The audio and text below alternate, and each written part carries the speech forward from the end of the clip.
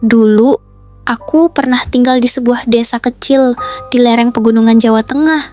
Namanya Desa Sukoanyar. Udara di sana sejuk, kadang terlalu sepi. Dan sekolahku, satu-satunya SMP di desa itu, berdiri sejak zaman Belanda. Bangunannya kuno, berlumut, dengan genteng yang sering bocor kalau hujan deras. Tapi entah kenapa, aku selalu suka suasananya. Tenang, damai. Sampai aku tahu satu hal, aku tinggal di rumah kos tak jauh dari sekolah. Pemilik kos, Bu Sarti, ibu tua yang ramah, sering bercerita tentang masa mudanya sambil menanak nasi pakai tungku. Hari-hariku berjalan biasa saja. Sekolah pagi, bantu bersih-bersih sore hari, lalu makan malam dan belajar.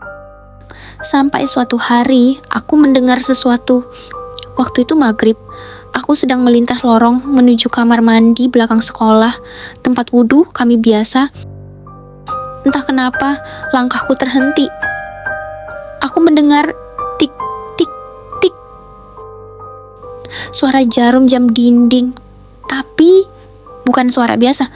Detaknya pelan, tapi terasa keras di telinga, seolah menggema di kepala.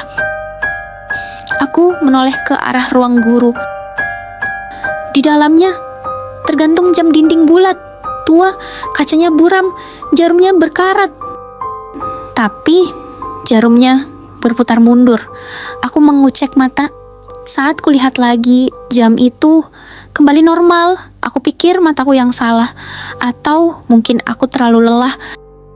Tapi setelah itu, kejadian aneh mulai muncul satu persatu. Setiap kali maghrib, aku mendengar suara jam berdetak lebih keras dari biasanya, tapi hanya jam di ruang guru itu. Dan anehnya, beberapa kali aku melihat siswa yang kebetulan lewat situ. Mereka menunduk, gak ada yang berani menatap jam itu. Seperti ada yang mereka sembunyikan. Sampai akhirnya, aku bertanya ke Bu Sarti. Wajahnya langsung pucat.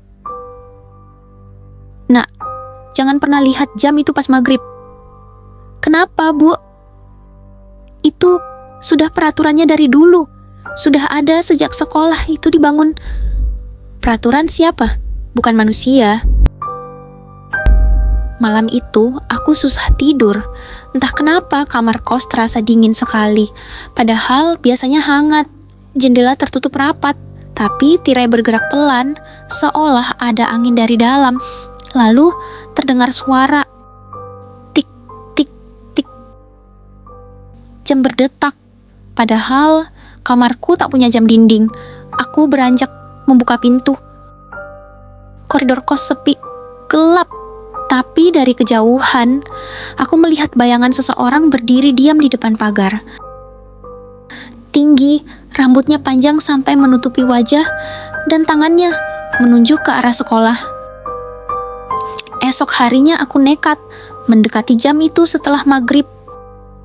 Ku berdiri diam, menatap jarumnya, berputar pelan mundur, lalu berhenti di angka 7. Di balik pantulan kaca jam, aku melihat sosok bayangan berdiri di belakangku. Tapi saat ku toleh, tidak ada siapa-siapa, dan di bawah jam itu tertulis tulisan pudar.